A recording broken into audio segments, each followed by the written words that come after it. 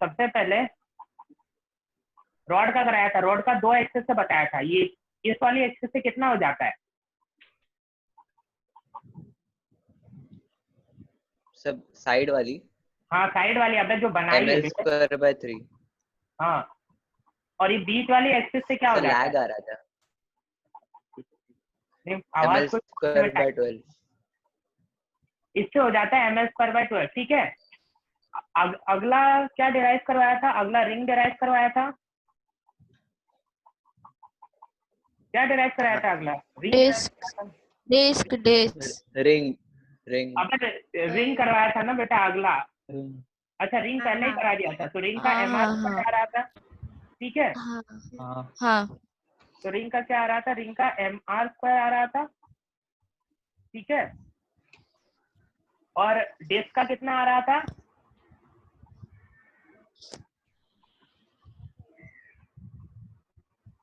अब डिस्क का कितना आ रहा था गधेड़ो, कोई तो बोल दो।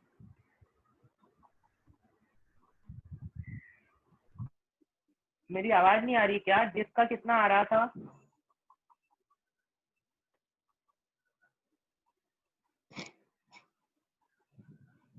अब डिस्क का मोमेंट ऑफ इनर्शिया कितना आता है? सर आपकी आवाज बहुत कट रही है। आवाज आ ही नहीं रही है। हाँ सर बहुत कट रही है। अच्छा अच्छा, अभी आ रही है क्या आवाज? हाँ सर। डिस्क का मोमेंट ऑफ इनर्शिया कितना होता है बेटा? mr²/2। बहुत बढ़िया बेटा। डिस्क के बाद किसका कराया था बेटा? सर उसके बाद रिंग था नहीं, अबे रिंग का पहले कराया था हॉलो स्फीयर। अच्छा हॉलो डिस्क का तो वो तो जनरलाइज कुछ नहीं है, ठीक है। हॉलो सिलेंडर का, अबे हॉलो सिलेंडर में भी क्या ही बोल रहा हूँ। हॉलो स्फीयर का कितना आता था? 2/3 mr²। आता था। उसके बाद किसका कराया था? Triangular plane. हाँ ट्रायंगुलर प्लेट। तो ट्रायंगुलर प्लेट का कितना आता था?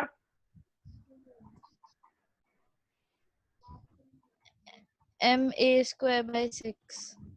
Triangular plate A is the side of। हाँ ma²/6 आता था। देखो जैसे ये एक्सिस है तो इसकी पूरी लेंथ 2a हो जाती थी, तो हम लोग लिख देते थे ma²/6, ठीक है। तो ये हो गया। अब उसके बाद क्या किया था? सॉलिड स्फीयर 2/5 उसके बाद मैंने बताया था सॉलिड कोन का कितना आया था? 3/10 3/10 उसके बाद होलो कोन की बात हुई थी, होलो कोन का कितना आया था? mr²/2 mr²/2। और फिर किसकी बात हुई थी? होलो सिलेंडर की बात हुई थी। होलो सिलेंडर का कितना आया था? mr²। सॉलिड सिलेंडर का कितना आया था? mr²/2। तो बेटा ये सारी जो वैल्यूज अभी जो मैंने बोली है ना, आपको याद होनी चाहिए, मतलब याद ही होनी चाहिए, ठीक है। ये स्टैंडर्ड वैल्यूज है। अगला एक टर्म लिखो, रेडियस ऑफ गायरेशन या जायरेशन, जैसे भी प्रोनाउंस करना चाहो कर दो। वो क्या आपकी क्लास तो है नहीं, फिजिक्स की क्लास।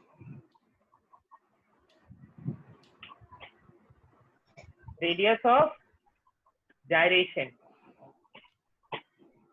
इस चीज को डिफाइन कैसे किया गया इसमें ध्यान से देखना। देखो मान लो कि मैं बोल रहा हूँ कि मैंने कोई बॉडी ले ली, ठीक है। सपोज करो कि ये डिस्क ले ली मैंने, ठीक है। और इस डिस्क का मास m है, डिस्क ले ली, डिस्क का मास m है। तो किसी ने ऐसा बोला कि हम एक ऐसा टर्म डिफाइन करते हैं कि हमें कभी भी मोमेंट ऑफ इनर्शिया अगर लिखना पड़े ना, हम ऐसा एक टर्म डिफाइन करते हैं कि हमें अगर कभी भी मोमेंट ऑफ इनर्शिया लिखना पड़े तो हम सीधे लिखेंगे moment of inertia is equal to mass into radius of gyration का square. Moment of inertia is mass into radius of gyration का स्क्वायर। इसको स्मॉल आर से डिनोट कर दे रहा हूं मैं, एक्चुअली के से डिनोट करते हैं स्टैंडर्ड, तो के से डिनोट करो बेटर रहेगा। Moment of inertia is mass into radius of gyration का स्क्वायर, तो m इंटू के स्क्वायर। ठीक है, ऐसे हमने डिफाइन कर दिया। बट हमें क्या पता है कि डिस्क का मोमेंट ऑफ इनर्शिया क्या होता है, mr²/2। ठीक है, mr²/2 होता है, तो k की वैल्यू क्या आ जाएगी इक्वेशन को सॉल्व करके, r/√2। r/√2। तो for a disc the radius of gyration is r/√2, simple. ठीक है, और कुछ आलतू फालतू समझने की जरूरत नहीं है। For a disc radius of gyration is r/√2। तो एक काम करो, अभी कुछ क्वांटिटीज जैसे कि रिंग हो गई, रिंग के लिए, हॉलो स्फीयर के लिए और सॉलिड स्फीयर के लिए, रिंग, हॉलो स्फीयर और सॉलिड स्फीयर, मुझे रेडियस ऑफ गायरेशन बता दो, फटाफट बता दो कमेंट्स में।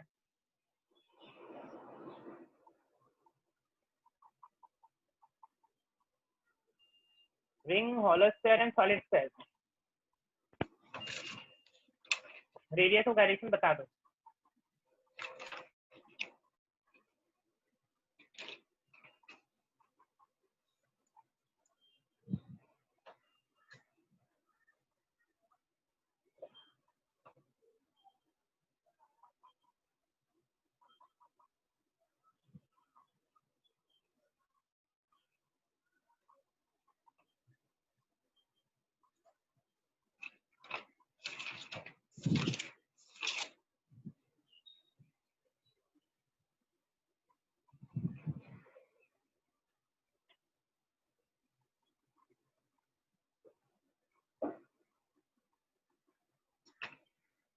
करेक्ट, रिंग के लिए k is equal to r, k नहीं r। जैसे इसके लिए r/√2, उसके लिए r, गड़बड़ मत करो। बार बार mk² लिखो, फिर mk² को ओरिजिनल वैल्यू से इक्वेट कर दो, फिर k की वैल्यू बताओ।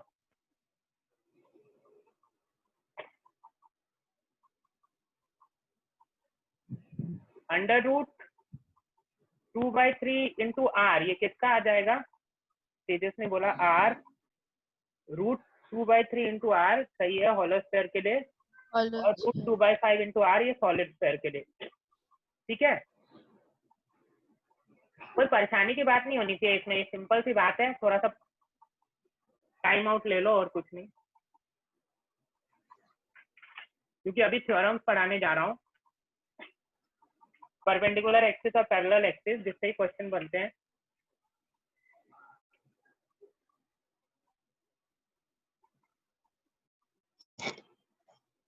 ये सबसे अच्छा आंसर होता है, सेम, इससे सेम।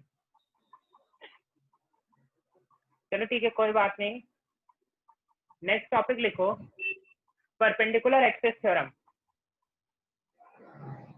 प्रूफ वगैरह मैं नहीं कराऊंगा, अप्लाई करना जरूर सिखाऊंगा, प्रूफ आता भी नहीं है वैसे। परपेंडिकुलर एक्सिस थ्योरम,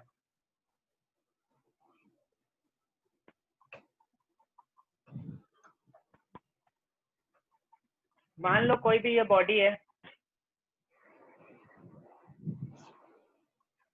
सबसे पहले देखो, हम परपेंडिकुलर एक्सिस थ्योरम तभी लगा सकते हैं जब बॉडी प्लेनर हो।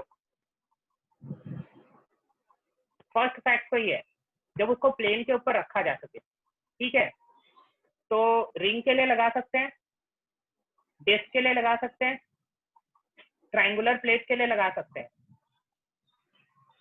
ठीक है, बट अगर वहीं पे बात हो जाए हॉलो सिलेंडर की, सॉलिड सिलेंडर की, या हॉलो स्फीयर की, या सॉलिड स्फीयर की, तो ये 3D फिगर्स हो जाते हैं, इनको एक प्लेन के ऊपर हम नहीं रख सकते, तो उनके लिए हम परपेंडिकुलर एक्सिस थ्योरम नहीं लगा सकते। ठीक है, सबसे पहला पॉइंट यही लिखो, it is valid only for planar body.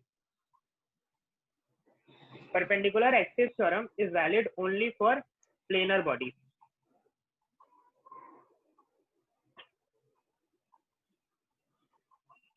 Square plate के लिए भी लगा सकते हैं, प्लेनर ही तो है स्क्वायर प्लेट, इसके लिए भी लगा सकते हैं, परपेंडिकुलर एक्सिस थ्योरम, और लगाएंगे भी, अच्छे से लगाएंगे, टेंशन ना लो।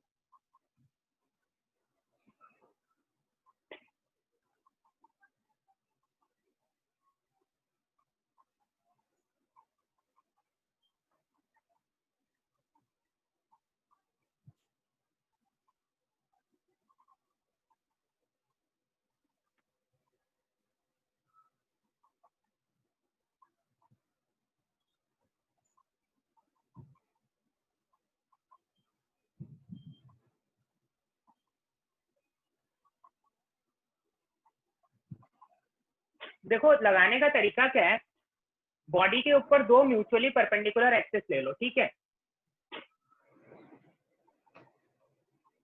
किसी को लिखना है तो वो लिख भी सकता है, take two mutually perpendicular axis in the plane of the body, take two mutually perpendicular axis in the plane of the body. लगाने का यही तरीका है, take two mutually perpendicular axis in the plane of the body,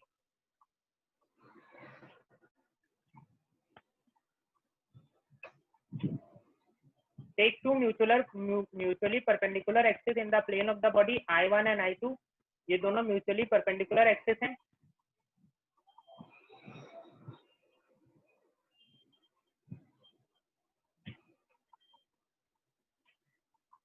इनको I1 और I2 से denote कर दे रहा हूं मैं। अब देखो नेक्स्ट स्टेप होता है, take an axis perpendicular to the plane of the body, take an axis perpendicular to the plane of the body and passing through the center।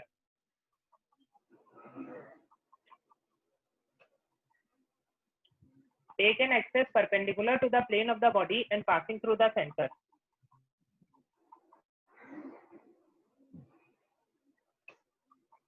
Take an axis perpendicular to the plane of the body and passing through the center।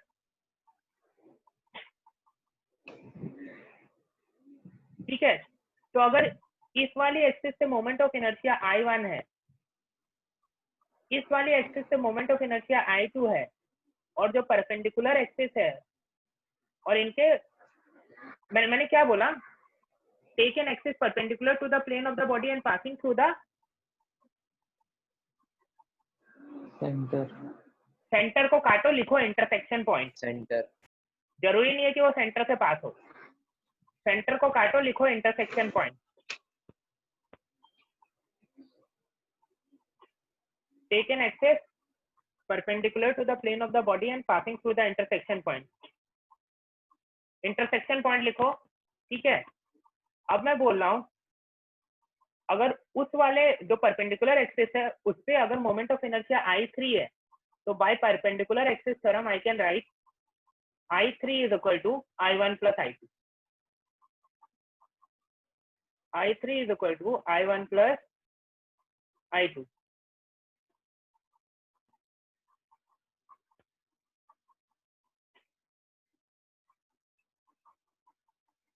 I3 is equal to I1 plus I2।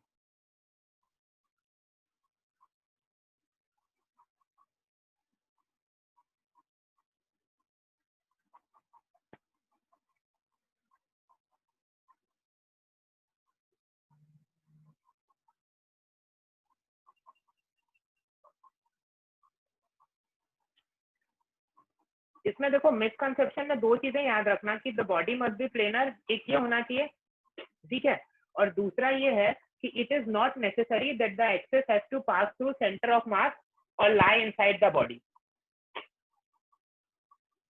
ये भी लिख लो, it is not necessary that the axis has to pass through centre of mass and lie inside the body.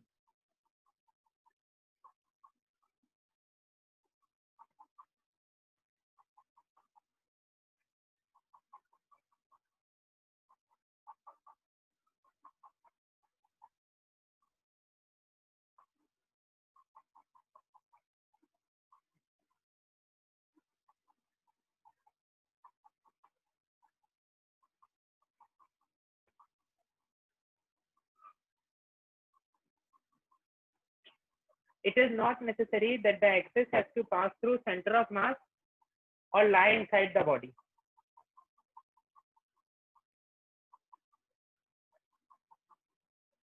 It is not necessary that the axis has to pass through center of mass or lie inside the body.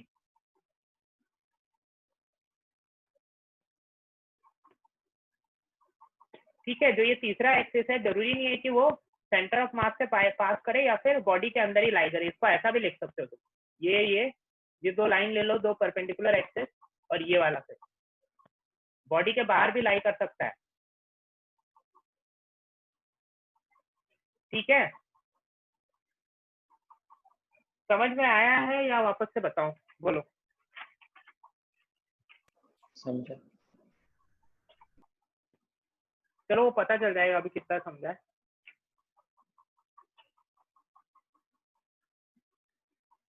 ये ring है, this is a ring.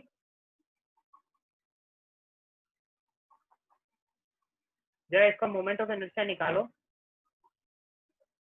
About this axis. मैं इतना बता सकता हूँ कि ये axis along the diameter है, मतलब सेंटर से पास हो रहा है। इस एक्सिस से मोमेंट ऑफ इनर्शिया निकालो। चलो